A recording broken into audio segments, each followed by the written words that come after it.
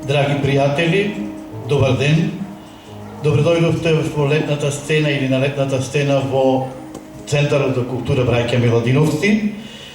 Овдека во Струга, велат како Струга нема друга и нема на вистина, особено овие августовски денови кога всушност Центарот на Македонија е тука, затоа што и поезијата ќе извира тука и на истекот на Дрим и по него, а и на литературата, затоа што токму таков човек кој се обидува да пишува, односно напиша веќе книга која е многу интересна, зборува за свеста, свесноста и второто, јас би рекол некој начин, е нашиот почитуван доктор или магистер Илија Кавај. Книгата вели јасно присуство или свест, анализа, парализа и синтеза, од мрак до светлост, вибрацијско излекување. Што всушност сето тоа значи? Како тргна таа приказна? Што донесува оваа книга која е на задоволство на читателите и на оние кои допрва ќе се сретнат со неа не само во границите на нашата татковина, туку и надвор од неа, веќе доживеа и англиско издание, што навистина е за почит и поздравување. Но, како што е ред, секогаш на вакви настани треба да се представиме. Јас сум Милчо Јовановски, новинар и публицист, моментов директор на Националната установа библиотека Гриво Прличев во Охрид и гостувам по покана на мојата драга колешка, директорка на Националната установа Браќа Миладиновци, Центар за култура, Николина Велковска, која сега во ми ќе поканувам секако како домаќин да не поздрави и да ја отвори оваа промоција. Повели колешка. Всушност, тука сме ние во твоето предворје. Почитувани присутни, драги гости, поздрав до авторот на оваа книга најпрво, господинот магистер Илија Кавај, поздрав и до рецензентот Билјана Перчинкова и до мојот драг колега, долгогодишен Милчо Јовановски. Првата наша средба со авторот на книгата беше пред околу 2 недели, кога навистина можев да слушнам колку труд е вложен во создавањето на ова дело. Во оваа прилика му честитам и му пожелувам уште многу успеси и промоции на делото кое што го создаде, вибрацијско излекување. На сите присутни ви пожелувам пријатна вечер на оваа промоција. Ви благодарам.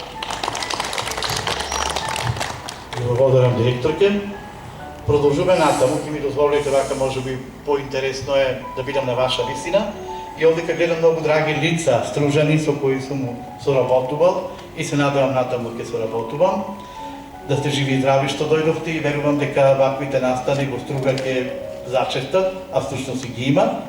И кога веќе Николина ме поттикна да кажам како јас всушност почнав оваа соработка со магистер Кавај, беше интересно. Еден априлски ден минатата година доаѓа во мојата канцеларија во библиотеката господин Кавај, се представува тој сум тој, мојата сопруга е Радмила Кавај, јас реков да, ве знам. Тој малку се почувствува изненаден, каде сега го знам, па викам ве знам од нејзината ординација, вашата ординација во Охрид и така, Охрид и Струга не се толку преголеми градови, едни со други се знаеме и презимето Кавај нормално ми дојде многу познато и интересно. И како да кажам, почнавме разговор, во кој малку јас да бидам искрен, тета-тет течеше муабетот, Илија тоа ќе го потврди, сватив дека се работи за еден посебен човек, една посебна личност, која се трудеше тогаш во тие 15 на минути таа прва средба која имавме, да ми опише што всушност создава. Што е тоа што него го прогонува, што е тоа што секојдневно размислува и како се бори во себе со второто јас и како успева или успеал да излезе од мракот и да ја фати таа светла страна на животот и да свати како на некој начин човек може да излезе ако се потпре на сопствената енергија и да бара излезот токму во себе си, а не во другите. Нели обично ние кога сме така разочарани, тажни и така натаму, почнуваме исповест со луѓето, разговараме со нив и така натаму, а всушност тоа значи дека бараме излез, ама излезот е кај нас. Сите можат да ни помогнат, сите можат да ни советуваат и да ни кажат, ама никој не може да го најде решението. Решението е тука внатре во нашиот мозок и во борбата, она што ние го велиме, со себе. Тоа со себе, таа борба, во која тој, како што опишува во книгата, го напаѓаат многу гуруа, ама еден гуру или еден водич е тој Адамус, за кој подоцна очигледно ќе стане многу повеќе збор. И навистина, тој неговиот ангел го води, како што реков, од темната на светлата страна во животот, но тешко е да се раскаже една ваква книга, верувајте ми, додека не се седне да се прочита. Мојата првична задача не беше да бидам бовемик, како што сум сега, ајде да кажам, промотор, заедно со почитуваната рецензентка, професорката и македонска писателка, научник, универзитетски професор Билјана Перчинкова, туку беше да бидам лектор на книгата. И почнам. Знаете, кога читате како лектор, не може да се задлабочите во речениците и во содржината на самата книга. Туку само ловите грешки, конструкција на реченица, малечка буква, пермутација на збор и така натаму, но не можете да се концентрирате што всушност каква порака ви упатува тој што го пишува текстот. Туку само велам го дотерувате она што некој го напишал, затоа што како велат, нема книги без грешки, сигурно ќе ја има и ќе најдете по некоја тука, но има една анекдота за нас лекторите, меѓу другото вели вака. Се појавил некој крал, сакал неговата книга да биде безгрешна, односно не безгрешна, туку без ниту една грешка, и викнал 100 лектори да ја лекторираат. И навистина самата книга била безпрекорна. Немала ниту една грешка во содржината. А знаете што се случило? Насловната страница никој не е погледал од нив и едната единствена грешка била токму на насловната страница. Овдека нема грешка на насловната, но ако има некоја натре, простете ми. И сега да кажам, последна година, од кога го завршив тој материјал, читајќи го, лекторирајќи го на 2 наврати тогаш, дојде повторно господин Кава и оваа година и рече, јас се уште се трудам да ја отпечатам книгата, барам спонзори, барам луѓе кои ќе што ни помогнат и луѓе кои што ќе разберат што всушност содржи оваа книга, која зборува за свеста, несвесното и свесното во нас. И рече, ама имам уште неколку страници и би сакал повторно да ја погледнеш, може би сега уште при едно читање ќе имаш некој друг поглед поинаков. И токму така. Најдов на нормално, на поинаква моја комуникација со самото тоа дело, затоа што веќе она што сум го прочитал ми даваше сила и можност да прочитам повеќе и да се фокусирам повеќе на содржината, отколку на она што ги ловев грешките. И да ви кажам право, тоа е книга која има во себе многу филозофија, мудрост, но од друга страна се граничи со на свесното и несвесното. Се граничи дали всушност читате нешто што е научна фантастика или читате вистина. Дали тоа е на некоја имагинација на авторот или на вистина тоа му се случило.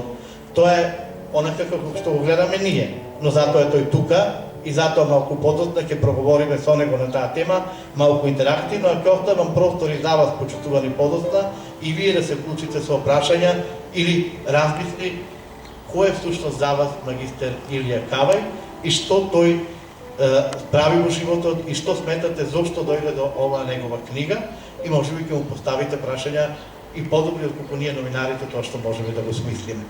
А сега, пред да продолжам јас заедно со господин Илија, ја поканувам госпоѓа Перчинкова да го прочита таа како рецензент она што го напишала и одблиску да не запознае со содржината на оваа книга. Поведете, господи. Ми представува чест и задоволство да бидам рецензент на книгата на нашиот автор, магистер Илија Кавај, и да му пожелам книгата да си го најде патот до што поголем број читатели, онака како што заслужува, да биде преведена, еве на англиски веќе е преведена и на други светски јазици, да биде објавена од оние светски publishing houses, издавачки куќи кои што имаат онлайн платформи како што е Амазон и така натаму. Ми беше големо задоволство да соработувам со Илија, како и со неговата сопруга, доктор Радмила Кавај. Ние се најдовме на повеќе полиња и двајцата припаѓаме на техничката струка или на градежништвото, јас на електрониката и компјутерската техника, а знаеме дека техниката бара прецизни и јасни математички дефиниции, ригорозност, строгост и голема самодисциплина. Се разбира се најдовме и на полето кој што е предмет на презентација на книгата на магистер Илија Кавај, која што едноставно е наречена свест, но на насловната страна содржи и поднаслови кои што истовремено представуваат и клучни идеи на книгата, како од мрак до светлост, вибрацијско излекување и анализа, парализа и синтеза. Па еве сега ќе ја прочитам рецензијата. Реч на рецензентот.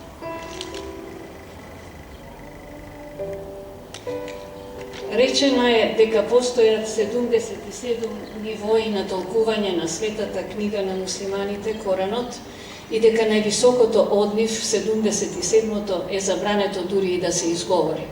Тоа е резервирано за Аллах, милостивиот и сочувствителниот. Како вистински човек од патот, авторот на книгата која што имаме в раце, насловена едноставно и елегантно свест, магистер Илија Кавај, знаејќи го ова, започнува со благонаклон подсмев кон секој кој мисли дека апсолутното може да се дофати со нашето мало јас и извикува сликовито мало Морген.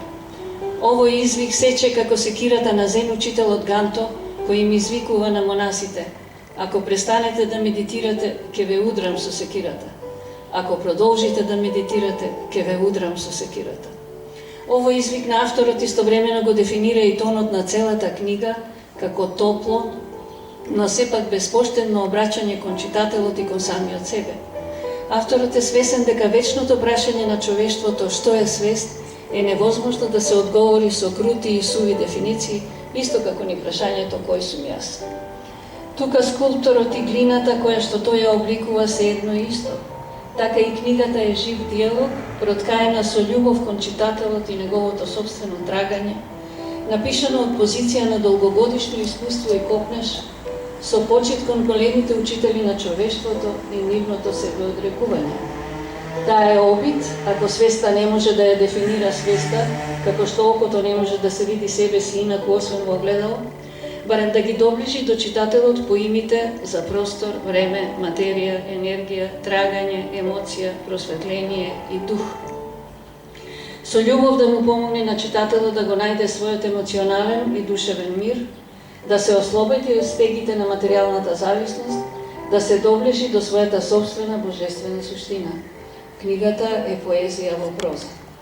Древните списи учат дека светот постои низ вечно проткајување на абсолютното, ноуменалното, вечното битие, празнината и највисокиот принцип од една страна и манифестацијата, двојството, релативното, раѓањето и умирањето, доброто и злото од друга.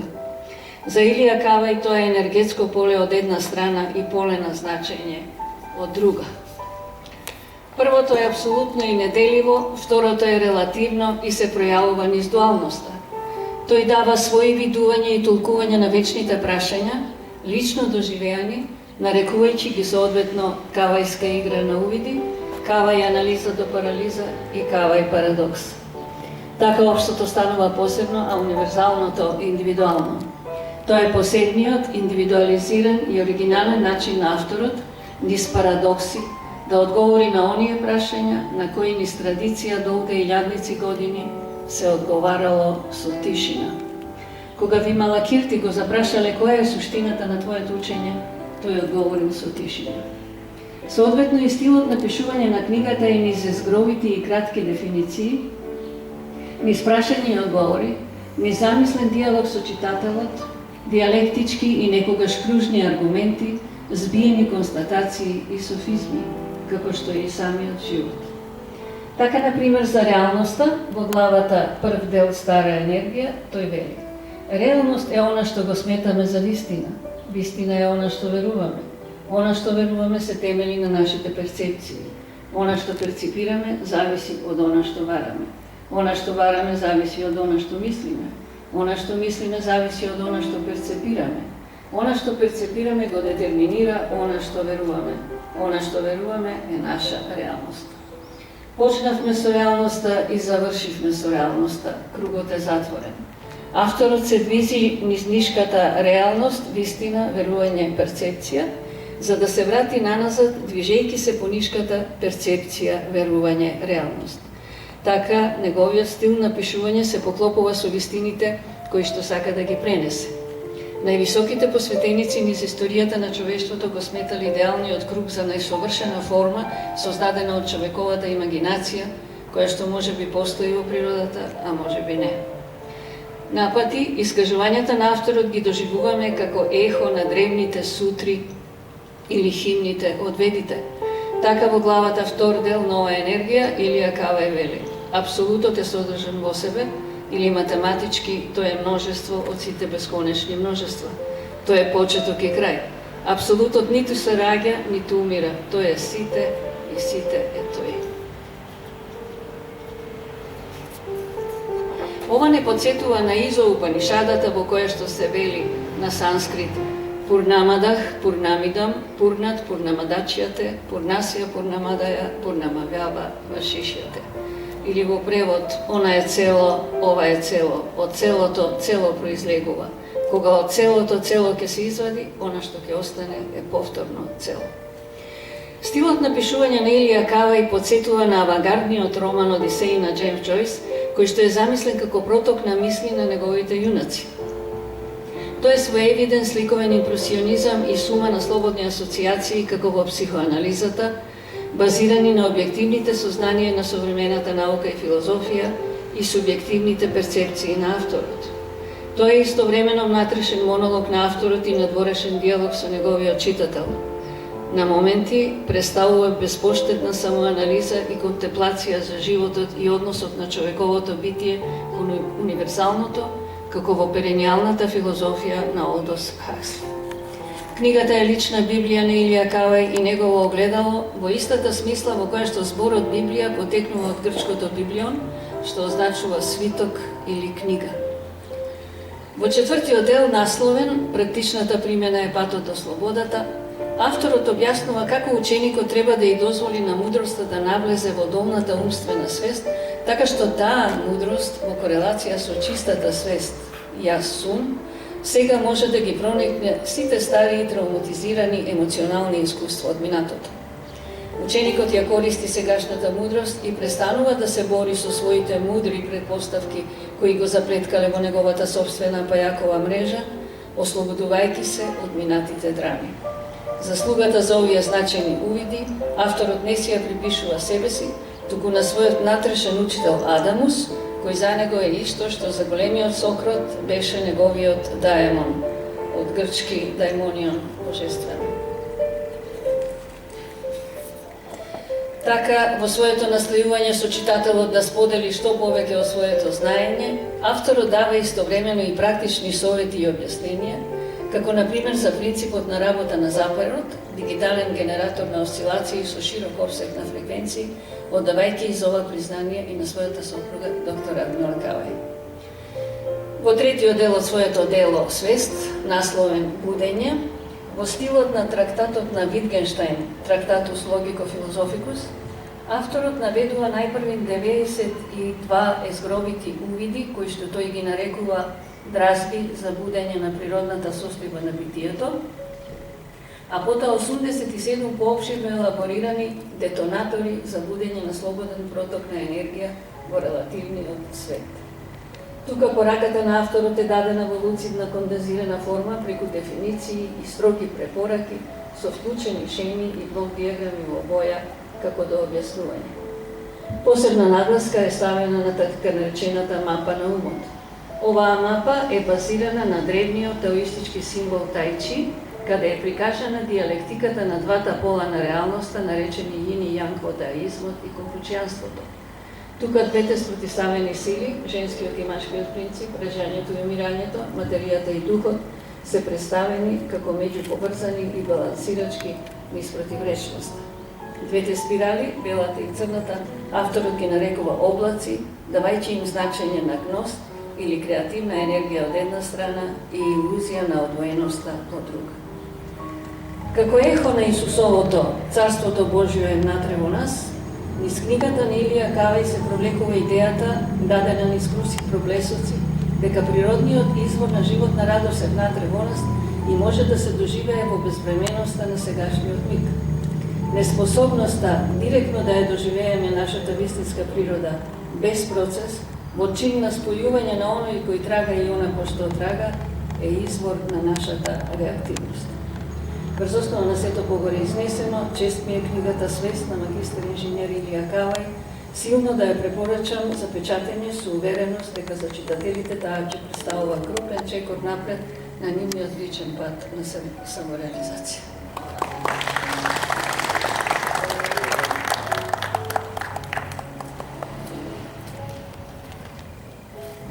Ви благодарам на доктор Печинкова. Кога веќе слушнавме обсежно една рецензија на оваа книга во која господјата се задржа всушност сите некои нејзини делови и всушност навлезе во содржината на самата книга, време е полека да се преселиме на она што се вели мислите на авторот и како авторот ја доживува оваа негова промоција, оваа средба со нас читателите, но ќе ми дозволите да цитирам нешто што има токму во книгата, вели вака.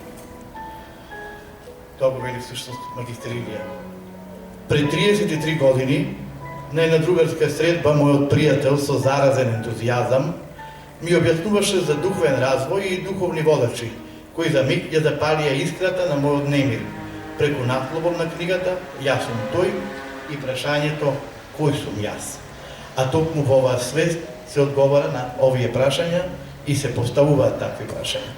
Господин Илија, микрофонот е ваш. Други Слушнавме промоторот и рецензентот.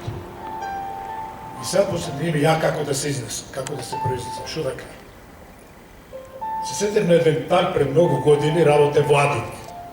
И во Битола имав организирана една средба, присутни од Адинг, 20 инженери и сите граđевинци и архитекти кои работеле на рек Битола и Стрежево.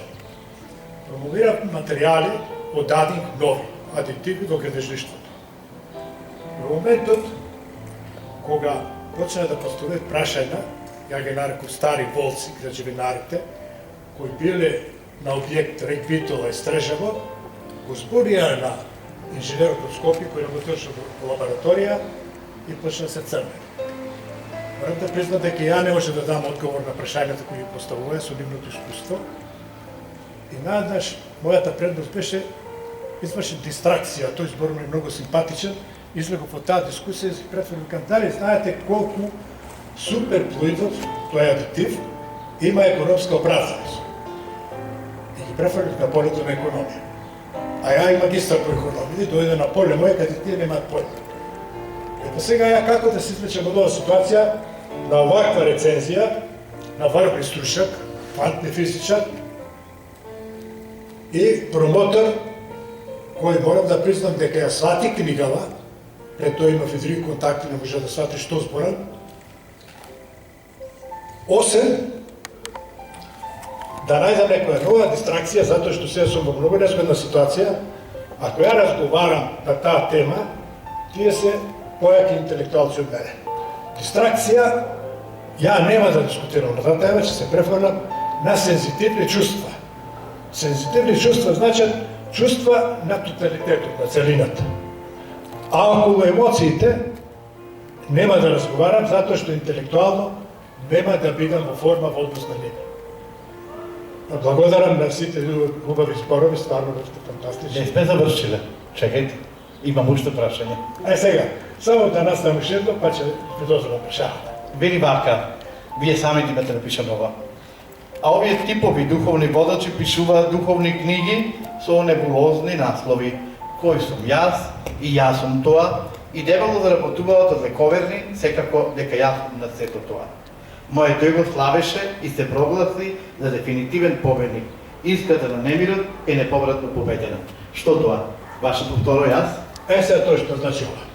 Во тој период ја бев директор на Завод за урбанизам, многу млад, од факултет станав директор.